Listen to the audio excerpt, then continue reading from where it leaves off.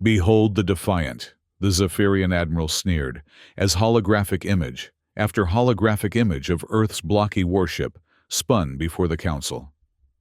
This scrap metal contraption, hardly worthy of the void. But when that same primitive vessel emerged at the heart of their fleet, guns blazing, shields unbreakable, it became the instrument of an empire's ruin. The gleaming spires of Nexus Prime Station reached toward the infinite void, their alien architecture a testament to millennia of interstellar engineering. Thousands of docking ports lined its massive central hub, each one occupied by ships from across the galaxy. The diplomatic center of the known universe teemed with activity, as representatives from hundreds of worlds went about their business. Among them, noticeably understated, a small human delegation made their way through the crowded main concourse. Their unassuming shuttle had garnered little attention upon arrival, dwarfed as it was by the ornate vessels of older spacefaring civilizations. Commander Jake Harrison walked slightly behind Ambassador Lisa Morgan, his eyes darting around the cavernous space. As lead designer of the UES Defiant, he was more accustomed to shipyards and engineering bays than diplomatic missions.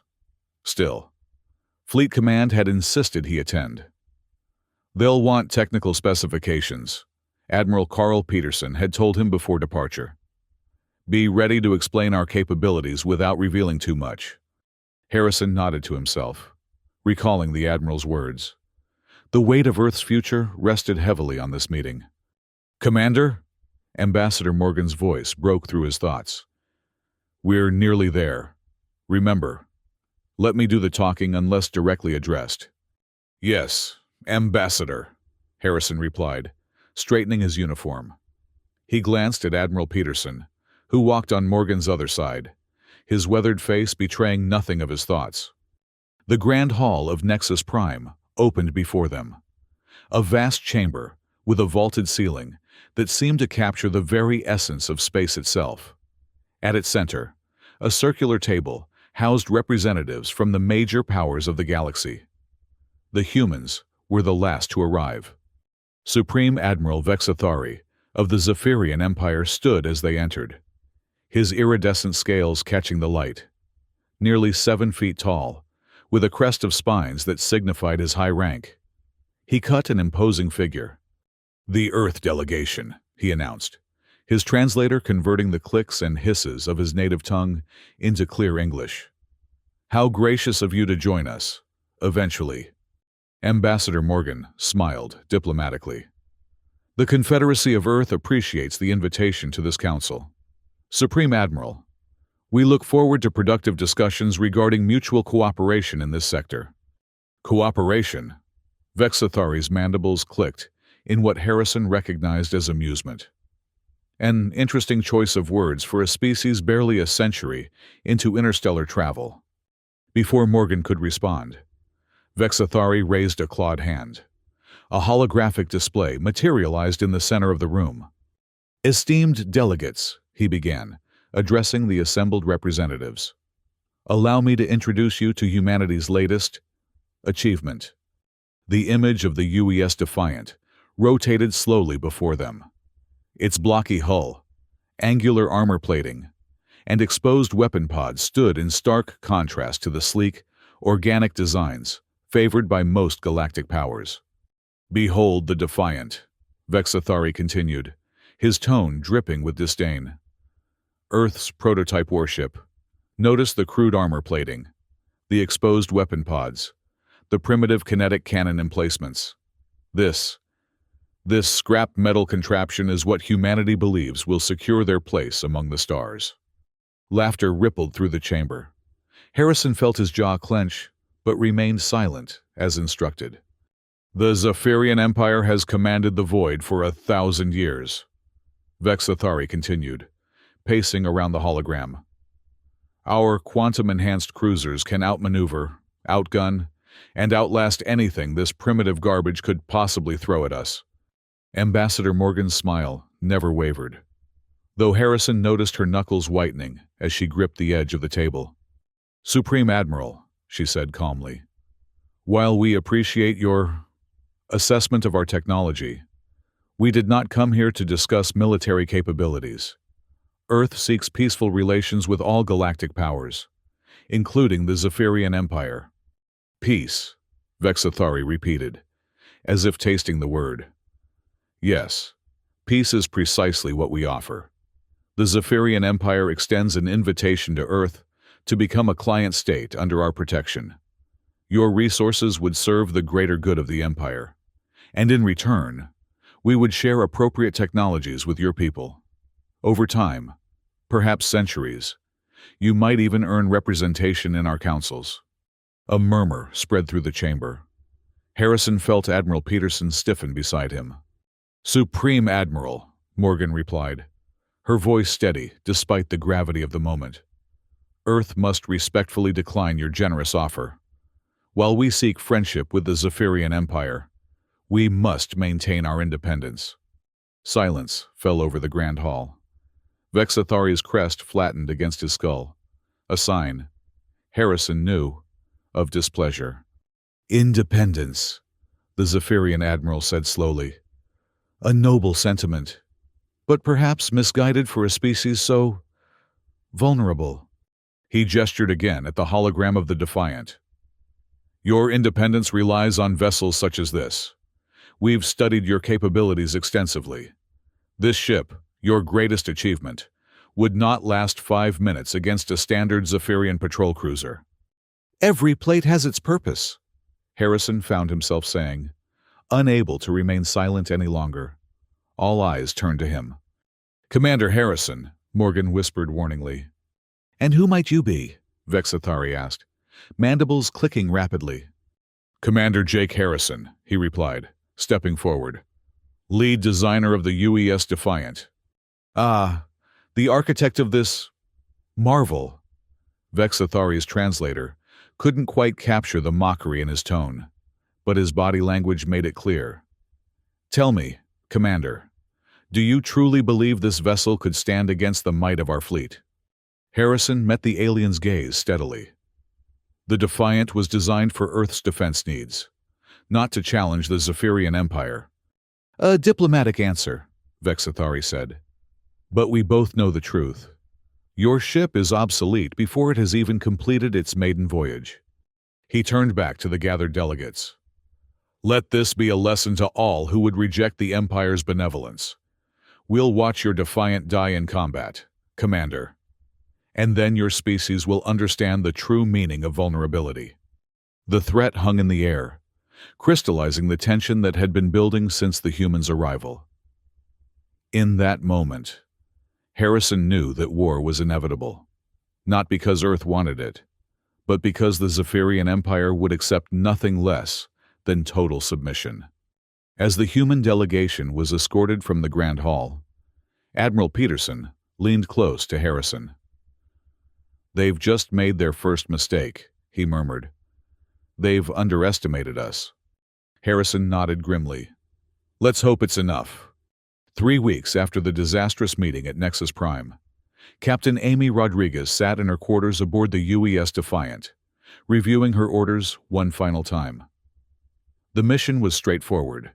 Patrol the Kepler 442 system, catalog any anomalies, and return to Earth space within 7 days. Routine, by all accounts. Yet, something felt off. After the public confrontation with the Zephyrian Empire, a routine patrol seemed convenient, almost too convenient. Her communication panel chimed. Captain, Lieutenant Tucker requests to see you immediately. He says it's urgent. Rodriguez sighed. Ben Tucker was the ship's intelligence officer. Young but sharp. If he said it was urgent, it probably was. Send him in. The door slid open moments later, revealing Tucker's lanky frame. His usual calm demeanor was noticeably absent, replaced by barely contained excitement. Or was it anxiety? Lieutenant, Rodriguez acknowledged, gesturing to the chair opposite her desk. What's so urgent? Tucker placed a data pad on her desk. I've been analyzing communication patterns in the sector. Captain, specifically, looking at relay logs between Zephyrian outposts. I wasn't aware we had access to those, Rodriguez said, raising an eyebrow. We don't. Not officially. Tucker had the decency to look slightly embarrassed. But I wrote an algorithm that can detect echoes in the quantum relay system. It doesn't give us the content of their communications, but it does show unusual activity spikes. Rodriguez picked up the pad, scanning the data. And you found something? Yes, ma'am. There's been a significant increase in communications focusing on the Kepler 442 system. The pattern suggests a coordinated military operation. You think they know we're coming? Rodriguez stated flatly. Tucker nodded. I do. And there's more. He reached over and swiped to the next screen. I ran a deep scan of the system using our long-range sensors. It's at the very edge of our capabilities. But I found this. The screen displayed a gravitational anomaly near Kepler 442b, the system's second planet. Ships, Rodriguez murmured. At least 12, based on the distortion pattern. All consistent with Zephyrian quantum signatures. They're positioned in a formation that would intercept us at our most likely hyperspace exit point. Rodriguez leaned back, her mind racing.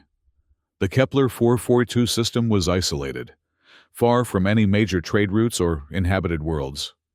The perfect place for an ambush. They leaked the patrol route, she concluded. Wanted us to think it was our idea. That's my assessment, yes. Rodriguez stood, pacing the small confines of her quarters. Have you shared this with anyone else? No, Captain. I came straight to you. Good. Keep it that way for now. She tapped her communication panel. All senior officers to the war room in 15 minutes.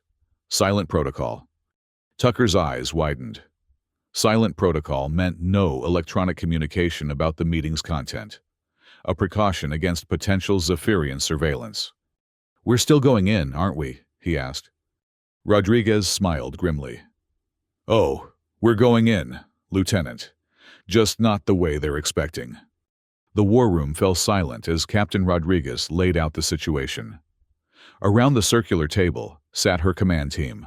Lieutenant Commander Steve Parker, Weapons Officer, Lieutenant Kate Adams, Navigator, Lieutenant Ben Tucker, Intelligence, Chief Engineer Tony Walsh, and Dr. Helen Carter, head of the Quantum Research Division.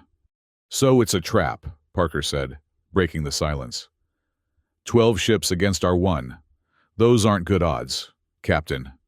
No, they're not, Rodriguez agreed. Not if we play by their rules. We could reroute, Adams suggested. Emerge from hyperspace at a different vector. Avoid the ambush entirely. Tucker shook his head. They'd detect our course change.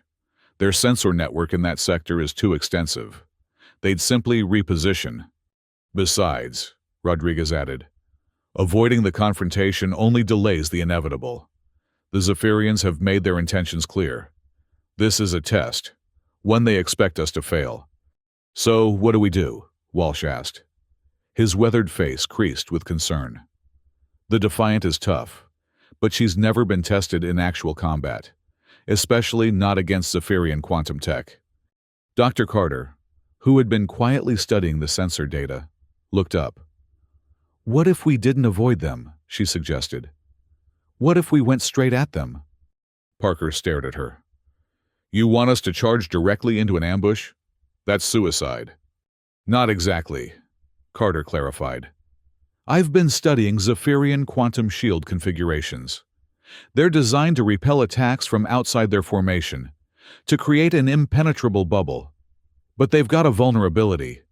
She manipulated the holographic display, zooming in on the enemy formation. Their shields are weakest at the formation center. They never expect an attack from inside their own lines. Rodriguez leaned forward, intrigued. You're suggesting we emerge from hyperspace directly in the middle of their formation? Precisely, Carter nodded. It's risky. The spatial calculations would have to be perfect, but they'd never expect it. We'd have precious seconds of surprise. That's insane, Walsh protested. Hyperspace emergence that precise has never been attempted. The gravitational shear alone could tear us apart. Actually, Adams interjected, studying the projections. It could work. Our new AI navigational system could calculate the entry point with sufficient accuracy.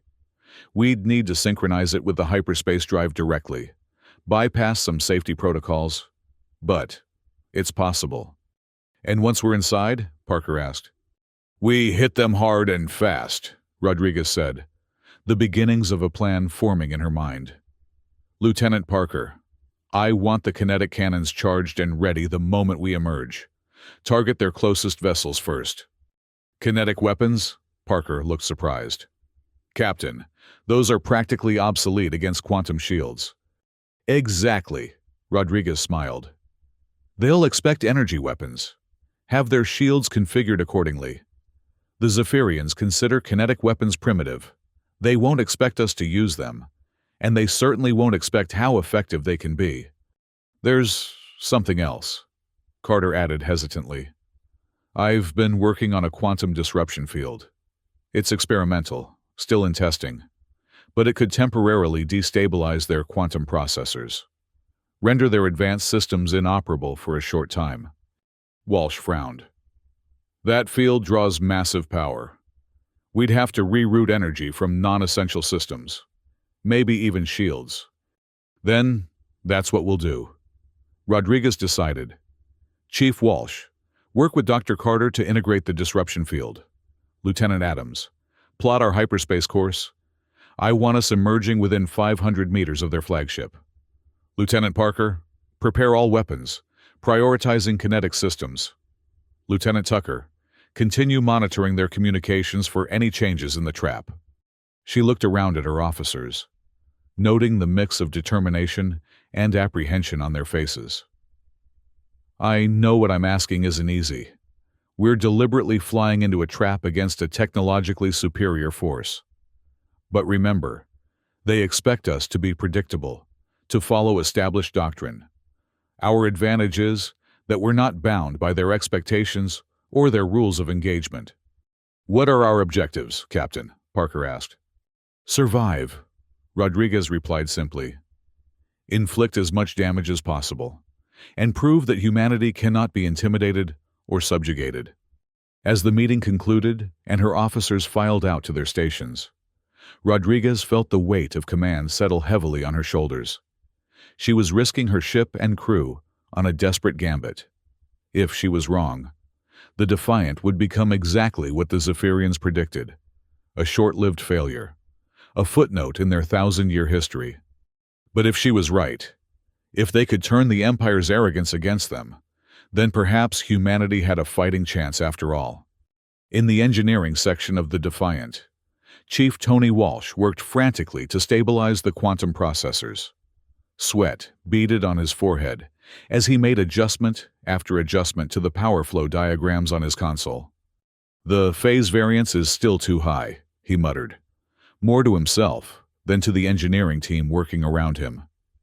If we try to initiate the disruption field with these readings, we'll fry every circuit on the ship.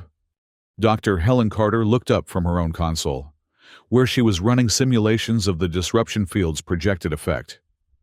We need at least 87% efficiency for the field to be effective against Zephyrian quantum systems, she said. We're at 82 now. I'm giving you everything I can, Walsh replied, frustration evident in his voice. These processors were never designed to channel this kind of energy. We're pushing experimental technology to its absolute limits. I know, Carter acknowledged, her voice softening. But this is our best chance. Their shields won't stop tungsten rods traveling at relativistic speeds. But we need to disrupt their targeting systems, or they'll pick us apart before we can deliver a second salvo. Walsh nodded grimly. I'll reroute power from the auxiliary life support systems. We can run on primary for the duration of the battle. He hesitated, then asked the question that had been nagging at him since the war room. Do you really think this will work? That we can take on 12 Zephyrian warships and survive? Carter looked at him, her expression resolute. I think Captain Rodriguez is right. They expect us to behave in certain ways, to follow established tactics. They've never faced a ship like the Defiant before, and they've certainly never encountered humans in combat. She paused. Besides, we don't need to destroy all 12 ships. We just need to show them that we're not as primitive as they think. Well, Walsh said, turning back to his console. Let's hope their opinion of our technology changes before we all end up as space debris. On the bridge, Lieutenant Kate Adams ran through the hyperspace calculations for the 5th time. The margin for error was minuscule. A miscalculation of even a few meters could result in the Defiant emerging inside a Zephyrian vessel, with catastrophic consequences for both ships. The AI is confirming the coordinates, she reported to Captain Rodriguez, who stood behind her, watching the navigational displays. We'll emerge approximately 300 meters from what appears to be Admiral Moore's flagship. Good, Rodriguez nodded. Are you confident in these calculations, Lieutenant? Adams hesitated only briefly. As confident as I can be, Captain. This isn't a standard maneuver. The AI's predictive algorithms are the best we have, but this will push them to their limits. Understood. Proceed with the final preparations. Rodriguez moved to the center of the bridge, surveying her crew. Each officer was focused intently on their station, preparing for what might well be the most dangerous mission of their careers, perhaps the most significant moment in human space combat history. Ship status? She asked. Weapons at full readiness, Parker reported from Tactical. Kinetic cannons charged. Targeting systems locked on pre-calculated emergence points. Engineering reports quantum processors at 85% efficiency and climbing. The communications officer relayed. Dr. Carter's disruption field is online and ready for activation. Shields at maximum, another officer added. Hull integrity at 100%. Rodriguez nodded, taking her seat in the command chair. All hands. Battle stations. Secure for hyperspace transit and combat emergence. Throughout the ship, crew members hurried to their designated positions, securing equipment and preparing for both the disorienting transition of hyperspace and the immediate combat that would follow. Lieutenant Adams, Rodriguez said calmly, take us in. Adams' fingers danced across her console. Hyperspace drive engaging. Emergence in T-minus 30 seconds. The familiar hum of the hyperspace drive built to a crescendo as the Defiant prepared to leap across vast distances in an instant. On the main view screen, the starfield elongated and then dissolved into the swirling blue-white tunnel of hyperspace. 20 seconds to emergence, Adams announced, her voice steady despite the tension palpable on the bridge. Weapons standing by, Parker confirmed. 15 seconds. Coordinates locked. 10 seconds. Rodriguez gripped the arms of her chair, her mind clear, focused on the moments to come. 5 seconds. 3, 2, 1. Emergence. The hyperspace tunnel collapsed, reality reasserting itself in a burst of light and energy. The view screen cleared, revealing the impossible. The Defiant had emerged in the very heart of the Zephyrian ambush fleet, surrounded on all sides by the sleek, predatory forms of Imperial warships. For a split second, time seemed to stand still. The Zephyrian vessels, arranged in a perfect ambush formation, expecting the Defiant to emerge at the system's designated hyperspace exit point, were caught completely unprepared for a target appearing in their midst. All weapons, fire! Rodriguez commanded. Lieutenant Commander Steve Parker didn't hesitate. His fingers pressed the firing controls with practiced precision, sending the first salvo of tungsten rods hurtling toward the nearest Zephyrian cruiser. Designed to strike with devastating kinetic force, the rods accelerated to a significant fraction of light speed in seconds. The Zephyrian vessel's quantum shields, calibrated to repel energy weapons, registered the incoming projectiles, but classified them as negligible threats, mere physical objects, not the sophisticated energy beams they were prepared for. This fatal miscalculation meant the shields made only a token effort to disperse the kinetic energy. The tungsten rods slammed into the cruiser's hull with apocalyptic force. The first penetrated the outer armor, the second punched through to the ship's power core, and the third tore through the bridge. Within moments, the elegant warship was reduced to expanding debris and escaping atmosphere. "Direct hit," Parker reported, unable to keep the surprise from his voice. "Target 1 destroyed." On the Zephyrian flagship, Admiral Keith Moore stared in disbelief at the sensor readings. "Impossible," he hissed in his native tongue. "How did they emerge inside our formation?" "Unknown, Admiral," his tactical officer responded, mandibles clicking rapidly in distress. Their hyperspace signature simply appeared at coordinates 037. "Return fire, all ships, concentrate on the human vessel." The remaining Zephyrian ships reacted quickly, their initial shock giving way to coordinated action. Brilliant beams of concentrated plasma erupted from multiple vessels, converging on the Defiant's position. "Incoming fire," Parker warned. "Multiple vectors."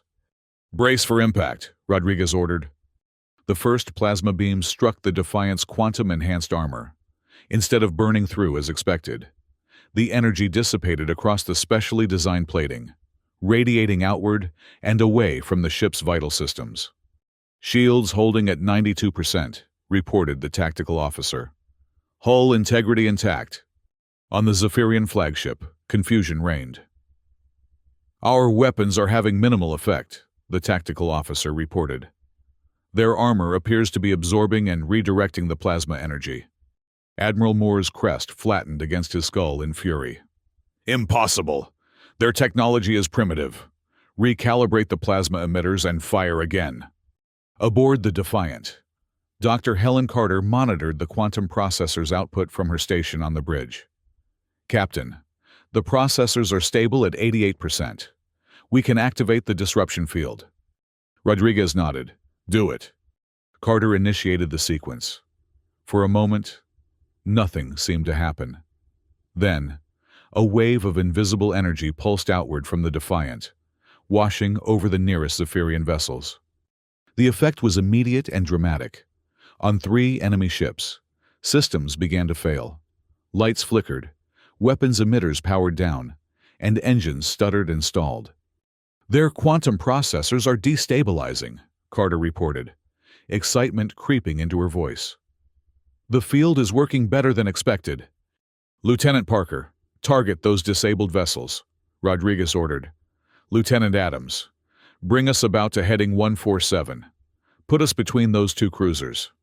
As Parker unleashed another barrage of kinetic weapons against the vulnerable ships, Adams maneuvered the Defiant with remarkable precision.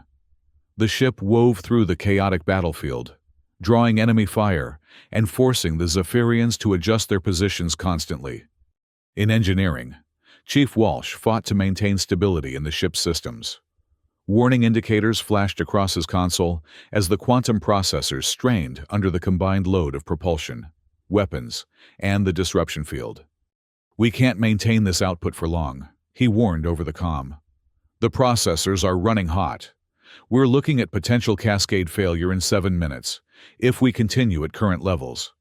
"Understood," Rodriguez replied. "Dr. Carter, focus the disruption field on the flagship. Let's see if we can take Admiral Moore out of the equation." The battle continued to rage. The Defiant, maneuvering with unexpected agility for a ship of its size, continued to fire precise salvos at critical points on the Zephyrian vessels. 2 more enemy ships erupted in explosions as kinetic rounds found their mark, while a third drifted powerless, its systems completely overwhelmed by the disruption field. But the Defiant was not unscathed. Multiple plasma hits had begun to take their toll on the shields, and one particularly powerful beam had managed to penetrate to the outer hull, scorching a section of armor plating. "Shields at 68%, Parker reported. "We've taken damage to the port weapon pod. Kinetic cannons 3 and 4 are offline. Reroute power to the remaining weapons," Rodriguez ordered calmly. "Lieutenant Adams, bring us around for another pass at the flagship."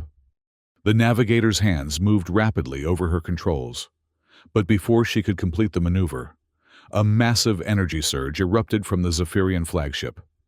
"They're charging their main quantum lance," Carter warned. "Energy readings off the scale." "Evasive action," Rodriguez commanded. Adams initiated a desperate evasive pattern, but the flagship's weapon tracked their movement. A blinding beam of concentrated quantum energy lashed out, catching the Defiant along its starboard side.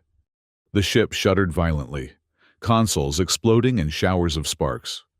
The lights flickered, and emergency systems activated automatically as damage reports flooded in. "Direct hit to starboard," Parker shouted over the alarms. "Shields down to 31%. We've lost the starboard maneuvering thrusters." In engineering, Walsh and his team worked frantically to contain the damage. "Coolant leak in Section 14, someone shouted. "Quantum Processor 2 is overheating." Walsh rushed to the affected system, manually rerouting power and coolant flow. "Bridge, this is engineering. We've stabilized the processors, but barely.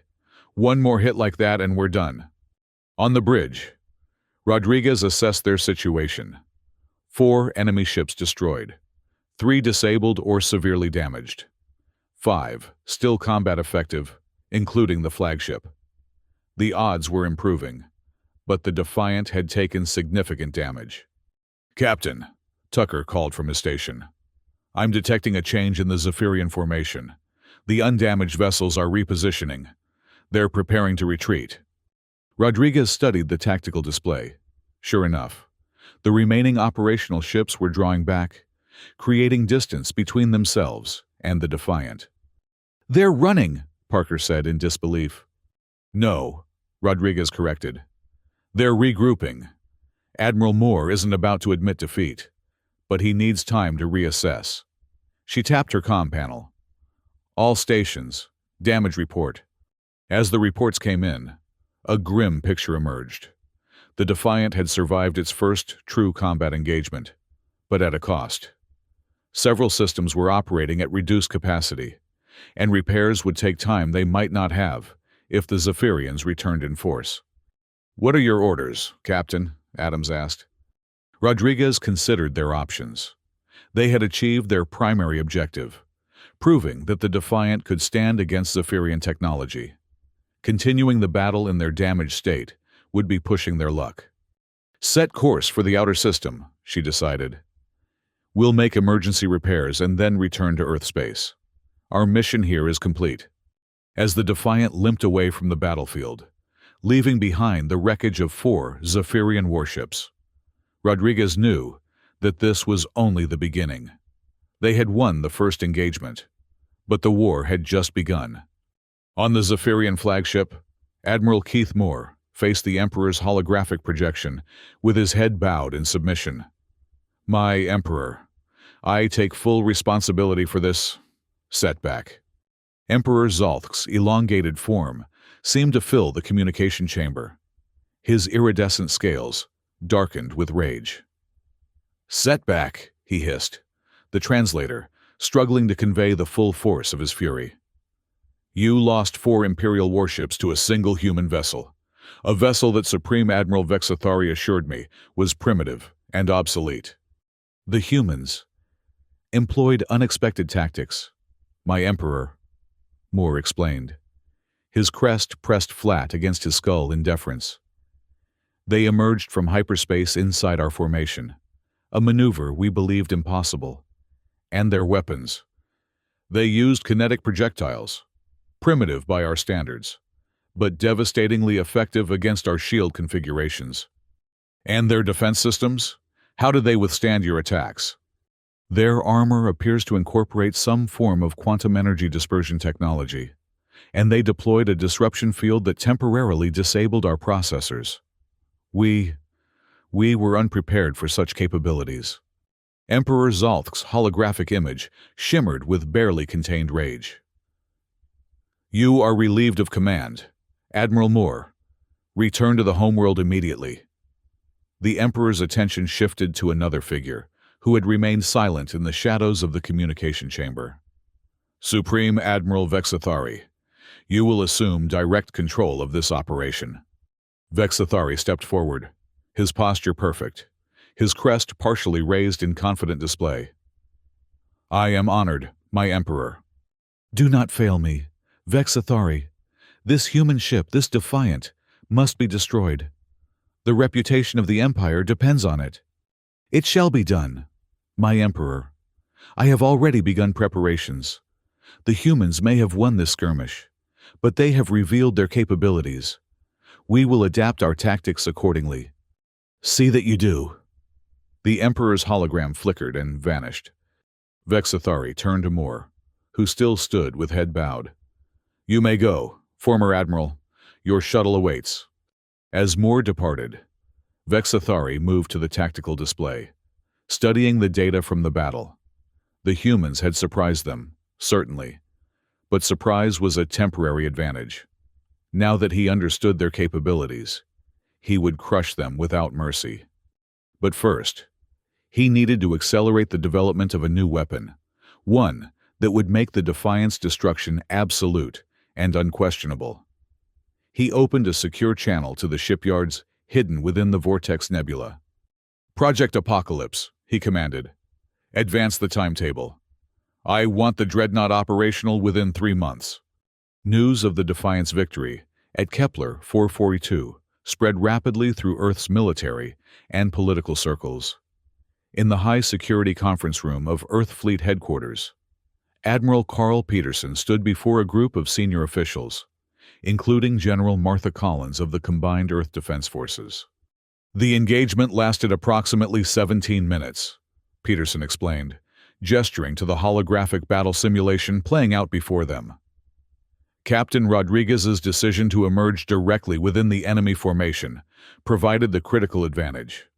The Defiant destroyed 4 Zephyrian warships and disabled 3 others before withdrawing." "Casualties?" General Collins asked.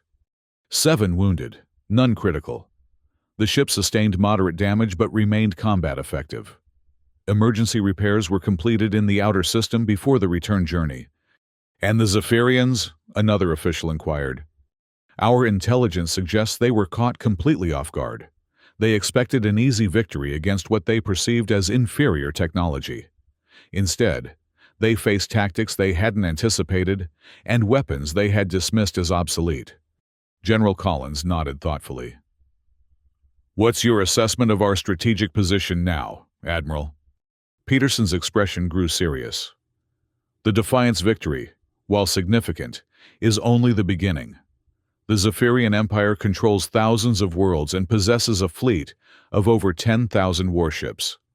They won't take this defeat lightly." "You think they'll escalate?" Collins asked. "I'm certain of it. This wasn't just a military defeat for them. It was a humiliation. Their entire empire is built on the premise of technological and tactical superiority. We've challenged that narrative, and they'll respond with overwhelming force to reassert it. Then we need to prepare for full-scale war," Collins concluded. "Yes, but not in the conventional sense," Peterson countered. "We can't match them ship for ship or planet for planet. We need to be smarter, more adaptive." He manipulated the holographic display, bringing up a star chart of Zephyrian territory. "The Defiant's success gives us an opportunity. The Empire is vast, but not universally beloved. Many of their client worlds chafe under Imperial rule. Their supply lines are extended. Their forces spread thin in certain sectors." "You're suggesting a raiding strategy?" Collins asked. Peterson nodded. "Precisely. The Defiant is just one ship, but it's proven itself capable. If we deploy it strategically, targeting supply convoys, disrupting communications, striking at vulnerable outposts, we can inflict damage disproportionate to our resources." "And perhaps," another official added, "encourage some of those client worlds to reconsider their allegiance to the Empire." "Exactly. Every successful raid not only damages the Zephyrians militarily, but also undermines their aura of invincibility. It sends a message to subjugated worlds that resistance is possible." General Collins studied the star chart thoughtfully. "It's risky. The Defiant would be operating deep in enemy territory, far from support." "Yes," Peterson acknowledged. But Captain Rodriguez has already demonstrated that she can handle such risks. And the alternative, waiting for the Empire to bring its full might against Earth, is unacceptable. After further discussion, the strategy was approved. The Defiant would be repaired, resupplied, and dispatched on a series of raids into Zephyrian territory. Meanwhile, Earth's shipyards would accelerate production of additional vessels, incorporating the Defiant's proven technologies. As the meeting concluded, General Collins approached Peterson privately. "Do you really think one ship can make a difference against an empire that stood for 1,000 years?"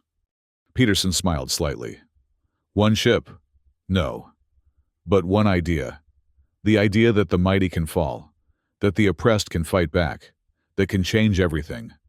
Over the next 2 months, the UES Defiant conducted a series of daring raids deep into Zephyrian territory. Captain Rodriguez and her crew, now battle-hardened veterans, struck with precision and withdrew before significant opposition could be mounted. Their targets were carefully selected: supply convoys carrying strategic materials, communications relays linking isolated outposts, and occasionally, smaller military installations caught unprepared. With each successful operation, the legend of the Defiant grew, both among humans who celebrated their success and among the Zephyrians who increasingly feared their approach. But perhaps most significantly, word of the Defiant's exploits spread among the Empire's client worlds. Species that had lived under Zephyrian rule for generations began to whisper of resistance. Small rebellions flared on frontier worlds, quickly suppressed but increasingly frequent.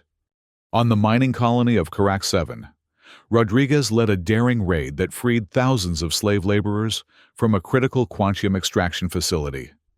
The liberated workers, representing a dozen different species, spread across the sector, carrying tales of the humans who had challenged the Empire and won. During another operation, the Defiant captured a Zephyrian supply ship carrying advanced quantum processors. Dr. Helen Carter spent weeks studying the technology, incorporating elements into the disruption field, making it more effective against Imperial defenses. Chief Walsh and his engineering team worked constantly to maintain and improve the ship's systems. The quantum processors, pushed beyond their design limitations in the initial battle, were now operating at efficiency levels that exceeded even Carter's optimistic projections. Lieutenant Tucker's intelligence gathering became increasingly sophisticated. By monitoring communication patterns and analyzing fleet movements, he could predict Zephyrian responses with remarkable accuracy, allowing the Defiant to strike where least expected and withdraw before reinforcements arrived. But the Empire was not idle. Under Supreme Admiral Vexathari's direct command, Zephyrian forces adapted their tactics. Convoys received stronger escorts. Outposts upgraded their sensor arrays. Quantum shield configurations were modified to better resist kinetic weapons. The raids became more challenging, the margins for error slimmer. During an attack on a communications hub in the Proxima sector, the Defiant nearly fell into a trap, escaping only due to Lieutenant Adams' exceptional navigation skills and a desperate hyperspace jump that stressed the drive almost to failure. Following that close call, Rodriguez ordered a temporary withdrawal to neutral space for repairs and reassessment. The Defiant docked at a remote station operated by the Corvash Confederation, a loose alliance of trading worlds that maintained uneasy relations with both Earth and the Zephyrian Empire. As Rodriguez supervised the repairs, she received an encrypted transmission from Earth Command. Lieutenant Tucker delivered the decoded message to her quarters personally. Intelligence operative Ryan Murphy has successfully infiltrated a high-security Zephyrian facility. Rodriguez read aloud, Tucker, standing attentively nearby. He's transmitted blueprints and specifications for a new class of warship under development, designated Dreadnought Apocalypse. This vessel appears to incorporate a singularity-based weapon system capable of planetary-scale destruction. She looked up at Tucker, her expression grave. "A planet killer." Tucker nodded. "The specifications are attached. It's unprecedented, Captain. If the Zephyrians deploy this weapon, Earth would have no defense. Rodriguez finished for him. And neither would any world that dared to resist the Empire. She continued reading. Construction is underway at a shipyard hidden within the Vortex Nebula. Admiral Peterson orders the Defiant to proceed to these coordinates and assess the situation. If possible, the Dreadnought must be prevented from becoming operational. Tucker's eyes widened. The Vortex Nebula. That's deep in Zephyrian space, heavily defended. And the nebula itself is dangerous. Unpredictable gravity wells, radiation storms. Nevertheless, those are our orders. Rodriguez stood, her decision made. Alert the senior officers. We'll depart as soon as repairs are complete. Captain, Tucker hesitated. This mission, it's even more dangerous than what we've attempted so far. The odds are irrelevant, Lieutenant. Rodriguez interrupted firmly. If this dreadnought becomes operational, the consequences will be catastrophic, not just for Earth, but for every world that values its independence. After Tucker departed, Rodriguez studied the blueprints of the Zephyrian superweapon. Its scale was massive, its potential for destruction almost unimaginable. The Defiant, a single ship against a dreadnought designed to destroy planets, seemed hopelessly outmatched. Yet, that had been true at Kepler 442 as well, she reminded herself. The Zephyrians continued to underestimate human ingenuity and determination. Perhaps that would be their undoing once more. 2 weeks later, the Defiant approached the outer boundaries of the Vortex Nebula. From a distance, the nebula resembled a vast, swirling cloud of purple and gold gases, spanning 3 star systems and countless astronomical units of space. Its beauty belied the dangers within: radiation storms, gravitational anomalies, and now, a deadly weapon under construction. On the bridge, Lieutenant Kate Adams studied the sensor readings with a frown. Navigation through the nebula will be challenging. Captain, the gases interfere with our sensors, and the gravitational topology is unstable. Can we plot a safe course? Rodriguez asked. With the AI's assistance, yes, but it won't be precise. We'll need to make continuous adjustments. Do your best, Lieutenant. Rodriguez turned to Tucker at the intelligence station. Any sign of Zephyrian patrols? Nothing yet, Captain. The nebula masks our approach, but it also blinds our long-range sensors. We won't know what's waiting for us until we're deeper inside. Rodriguez nodded. Dr. Carter, status of the disruption field? Ready, Captain, Carter replied from her station. I've incorporated what we learned from the captured processors. The field should be more effective against their quantum systems now, but its range is still limited. We'll need to get close. How close? Carter hesitated. Within 5 kilometers for maximum effect. Rodriguez exchanged glances with Parker at Tactical. Both knew what that meant. The Defiant would have to approach to point-blank range of a superweapon designed to destroy planets. Lieutenant Adams, take us in, Rodriguez ordered. Stealth approach, minimal power signatures. The Defiant glided forward, entering the multicolored gases of the nebula. On the view screen, visibility quickly decreased as swirling clouds enveloped the ship. The normal star field disappeared, replaced by shifting patterns of purple and gold. Adjusting course to avoid gravitational distortion at bearing 270, Adams reported, her hands moving constantly over the navigation controls. The ship trembled slightly as it passed through an area of turbulence. Sensor contact, Tucker announced suddenly. Faint energy signature at coordinates 142 by 359. Distance approximately 8 million kilometers. Can you identify it? Rodriguez asked. Tucker worked his console. Difficult to be certain through the nebula interference, but the signature matches what we'd expect from the shipyard described in Murphy's intelligence. Set course, Lieutenant Adams. Maintain stealth approach. For hours, the Defiant navigated the treacherous nebula, the crew tense and alert at their stations, Twice they were forced to power down completely and drift silently as Zephyrian patrol ships passed nearby. Once, they nearly collided with a massive chunk of ice and rock hidden in a particularly dense pocket of gas. Finally, Tucker's sensors detected a massive structure ahead. Shipyard confirmed, Captain, and something else. A power signature unlike anything I've ever seen. It must be the Dreadnought. On screen, maximum magnification, Rodriguez ordered. The view screen struggled to penetrate the nebula gases, but gradually an image formed. A vast construction facility hung in space, its skeletal framework extending for kilometers. Attached to it was the partially completed form of the Dreadnought Apocalypse. Even unfinished, the vessel was intimidating. Its central hull resembled a massive sphere, surrounded by sweeping, blade-like extensions that housed weapons emplacements and propulsion systems. At its heart, visible through the incomplete sections of hull plating, pulsed a brilliant blue-white light, the singularity reactor that would power its planet-killing weapon. Analysis, Rodriguez requested. Dr. Carter studied her readings. The reactor is active, Captain, but not yet at full power.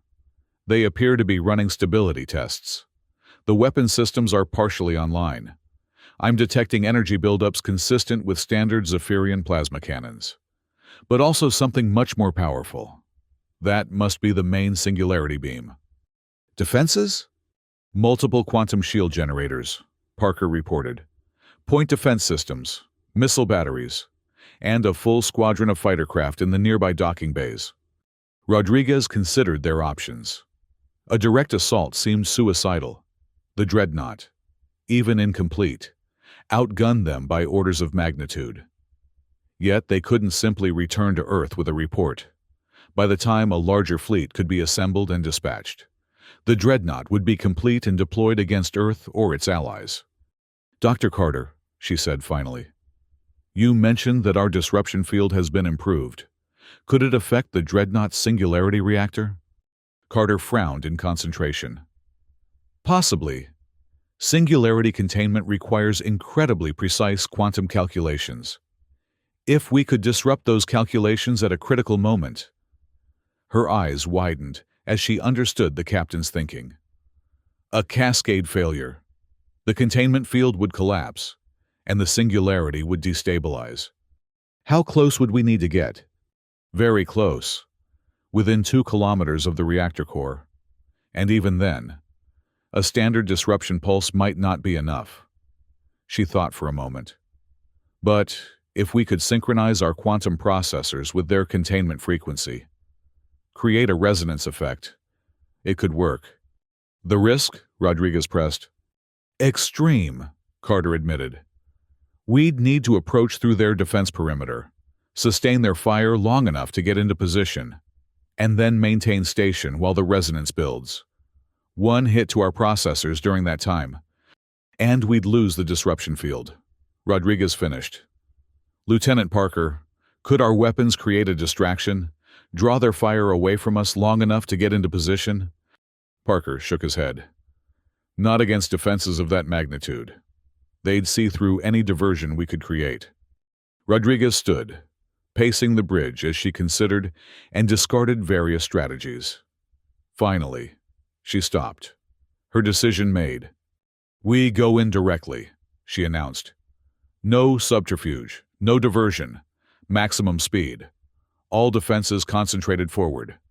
Lieutenant Adams will plot a course that brings us directly to the optimal position for Dr. Carter's resonance beam. We'll punch through their outer defenses and hold position just long enough to initiate the cascade failure. Her officers exchanged concerned glances. It was a near-suicide mission, relying on speed and surprise, rather than tactical finesse. Captain, Parker ventured, the odds are irrelevant, Lieutenant Commander. Rodriguez cut him off. We've already beaten the odds repeatedly, and we have no choice. That weapon cannot be allowed to become operational. She returned to her command chair. All stations, prepare for combat approach. Dr. Carter, Begin synchronizing our processors with the Dreadnought's containment field. Chief Walsh, I need maximum power to engines and shields. Lieutenant Adams, plot your course. Lieutenant Parker, all weapons ready. Target anything that gets in our way. As her crew rushed to comply, Rodriguez opened a ship-wide channel. All hands, this is the captain. In a few moments, we will engage the enemy in what may be our most challenging mission yet. The Zephyrians have constructed a weapon capable of destroying entire planets. Our task is to ensure it never leaves this nebula. She paused, allowing her words to sink in. I won't pretend the danger isn't grave. But remember what we fight for. Not just Earth, but every world that values freedom and self-determination. The Defiant has already achieved what many thought impossible. Today, we will do so again. Closing the channel, she nodded to Adams. Take us in, Lieutenant. Full combat speed. The Defiant surged forward, its engines pushing to maximum output. The nebula gases parted before it as the ship accelerated toward the massive shipyard and the Dreadnought beyond. For several minutes, they approached unopposed, the nebula's interference masking their advance. Then, suddenly, alarms blared across the bridge. We've been detected, Tucker reported. Multiple weapons platforms activating. Evasive pattern delta, Rodriguez ordered calmly. Lieutenant Parker, return fire as targets present themselves. The space around them erupted in deadly energy as the shipyard's defense systems came online. Brilliant beams of concentrated plasma lashed out, seeking the rapidly approaching Earth vessel. Adams's hands flew over her console, the navigational AI assisting as she executed a series of complex maneuvers. The Defiant rolled and twisted, evading the worst of the barrage, but not all of it. The ship shuddered as multiple hits struck its shields. Shields at 82%, Parker reported. Returning fire. The Defiant's weapons blazed in response, targeting the nearest defense platforms. Several exploded under the concentrated fire, creating momentary gaps in the defensive screen. Fighter craft launching from the shipyard, Tucker warned. 12. No. 16 vessels on intercept course. Stay focused on the Dreadnought, Rodriguez commanded. Ignore the fighters unless they directly threaten our approach vector. The Defiant continued its headlong charge toward the massive superweapon. As they drew closer, the Dreadnought itself began to fire, enormous energy beams that dwarfed anything they had faced before.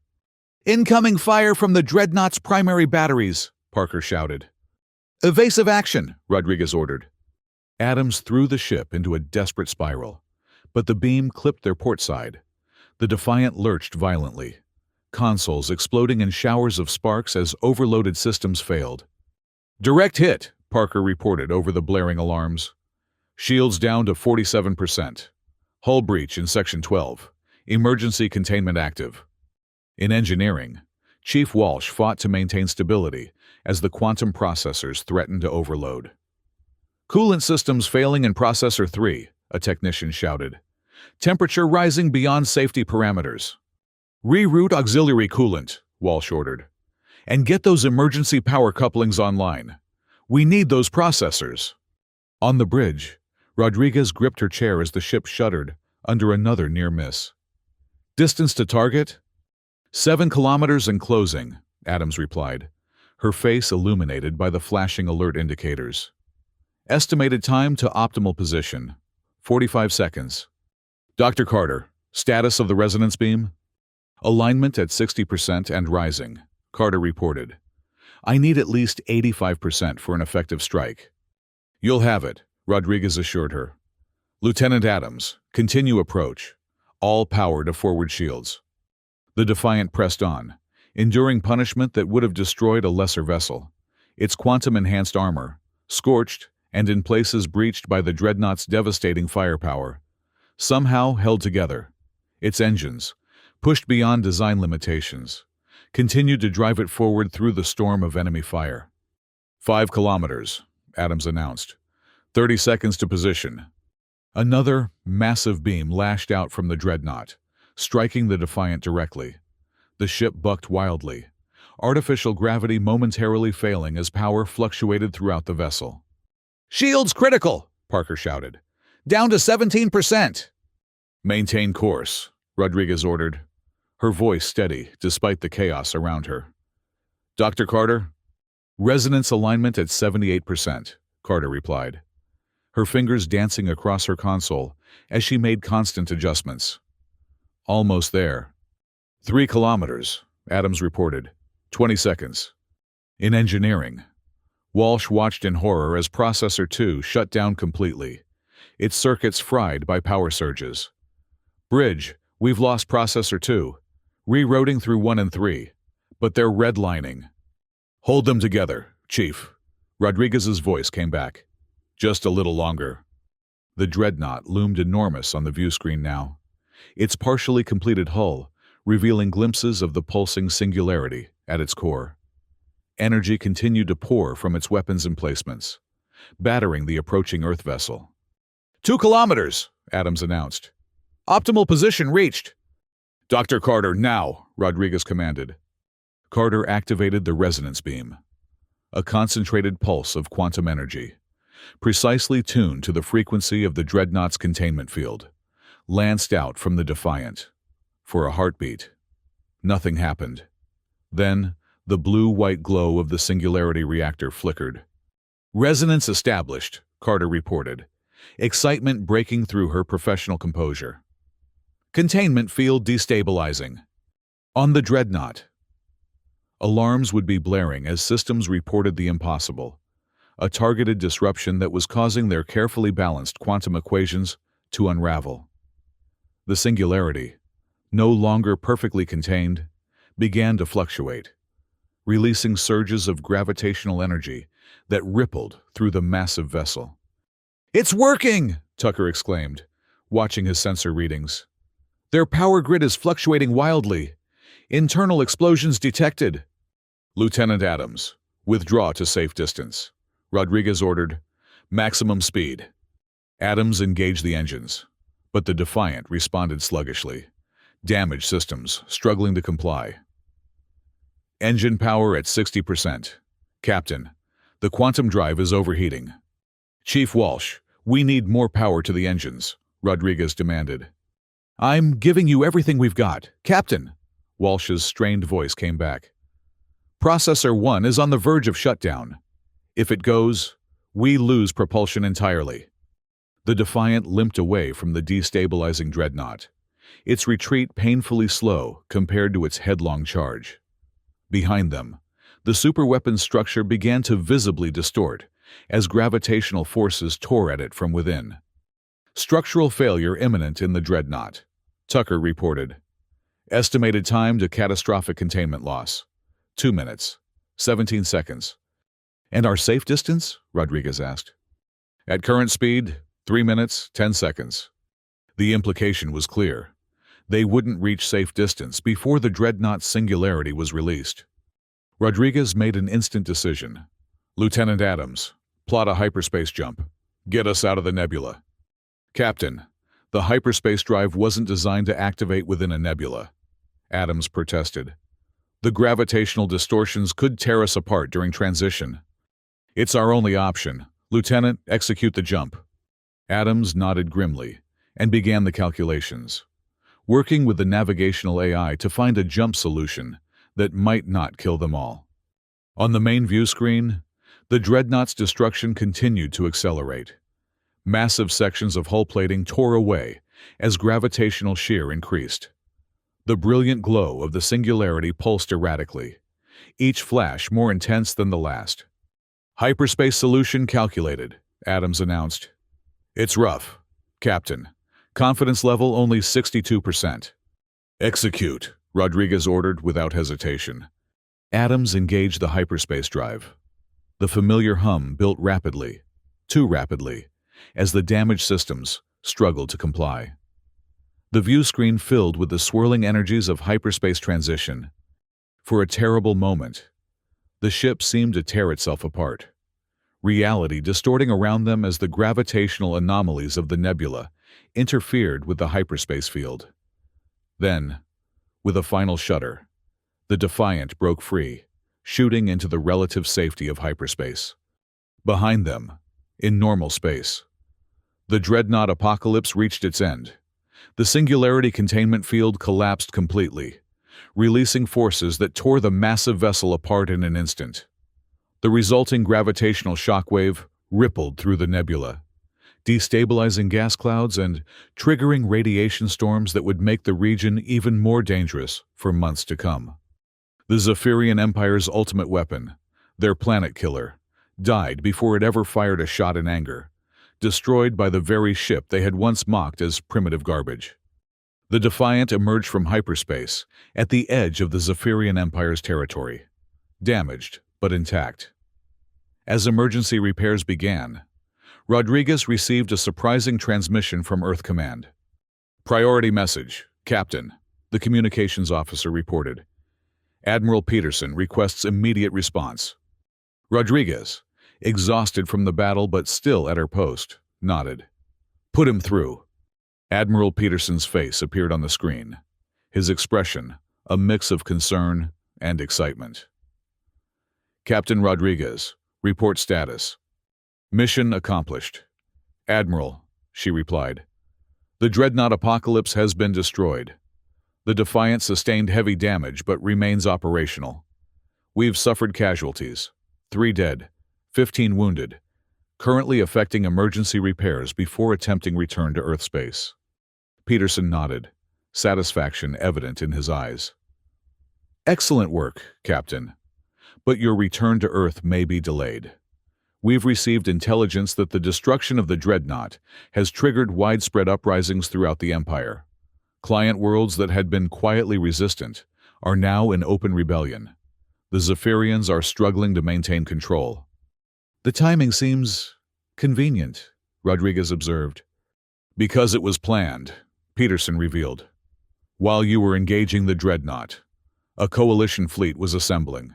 Ships from Earth, the Corvash Confederation, even the crystalline Zarians. They were waiting for your signal, the confirmation that the superweapon had been neutralized." Understanding dawned on Rodriguez. The Defiant was never meant to fight alone. Not in the final battle. No. Your ship proved what was possible, that the Empire could be challenged, could be defeated. But we always knew that one vessel, however capable, couldn't win a war against an empire spanning thousands of worlds. He manipulated controls off-screen, and the display changed to show a strategic map of Zephyrian space. Dozens of systems were highlighted, indicating active rebellion or coalition forces engaged. The coalition fleet is moving into Zephyrian territory now, supporting the rebellions and establishing beachheads. The Empire is collapsing from within, its military stretched too thin trying to fight on multiple fronts. "And you want the Defiant to join this offensive?" Rodriguez guessed. "If possible, yes. Your ship has become a symbol, Captain. Its presence would bolster morale among the rebel forces and strike fear into Imperial loyalists." Rodriguez considered the state of her vessel and crew. They had accomplished what seemed impossible, but at a cost. Yet the opportunity to be part of the Empire's final defeat, to see the culmination of what they had started at Kepler 442, was undeniable. "We'll need at least 48 hours for essential repairs," she said finally. "Then the Defiant will join the coalition fleet." "Understood, Captain. Coordinates for the rendezvous will follow. Peterson out." As the transmission ended, Rodriguez looked around her damaged bridge. Her officers, despite their exhaustion, watched her expectantly. "It seems our work isn't quite finished," she told them. "The Defiant has one more mission." 2 days later, the Defiant, bearing the scars of its encounter with the dreadnought, but once again combat-ready, joined the coalition fleet at the edge of the Vortex Nebula. Earth vessels fought alongside ships from a dozen different species, many of whom had been subjugated by the Zephyrian Empire for generations. Together, they pressed deeper into Imperial territory, system by system. Many Zephyrian outposts surrendered without a fight, their commanders recognizing the changing tide of history. Others resisted fiercely, but were overwhelmed by the combined might of the coalition forces. Planet after planet declared independence, from frontier mining worlds to long-oppressed client states. The rebellion spread faster than even the coalition's most optimistic projections, a cascading effect triggered by the destruction of the Dreadnought and amplified by the legend of the Defiant. Within weeks, the coalition forces approached Zephyria Prime itself, the heart of the thousand-year empire. A final battle seemed inevitable as the remaining loyal Imperial forces gathered for a last stand around their homeworld. But then, unexpectedly, a transmission was broadcast on all frequencies from the Imperial Palace. Emperor Zoltk himself appeared, his once proud crest now flattened in the posture of defeat. To all forces of the coalition and the former worlds of the Empire, the translated message began. I, Emperor Zoltk, hereby order the immediate cessation of hostilities. All Imperial forces are commanded to stand down. The war is over. The Emperor's elongated form seemed diminished somehow. The vibrant colors of his scales dulled. For 1,000 years, the Zephyrian Empire has ruled the stars, bringing order and advancement to countless worlds. But all empires must eventually end. Ours has reached that time. He gestured, and the camera view widened to show Supreme Admiral Vexathari kneeling before him, head bowed in submission. We acknowledge the right of all worlds to self-determination. Formal terms of surrender will be transmitted to coalition leadership within the hour. As the transmission ended, a stunned silence fell over the bridge of the Defiant. Then, gradually, realization dawned. They had won. Not just a battle, not just a campaign, but the war itself. "Captain," Tucker said, breaking the silence, "Coalition Command is requesting your presence at the surrender ceremony. As the commander of the Defiant, they consider you a symbolic figure." Rodriguez nodded, still processing the magnitude of what had occurred. "Inform them I'll attend." She looked around at her officers, at the ship that had changed the course of galactic history. "And request that representatives of this crew accompany me. The Defiant's victory was never about one person. It was about all of us, working together."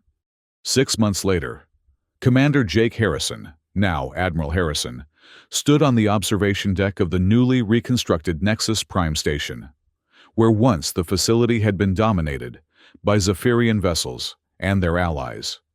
Now ships from dozens of independent worlds mingled freely, their varied designs reflecting the diversity of a liberated galaxy. "Quite a change, isn't it?" a familiar voice said behind him. Harrison turned to find Captain, now Commodore, Amy Rodriguez joining him at the viewport. "Almost unrecognizable," he agreed.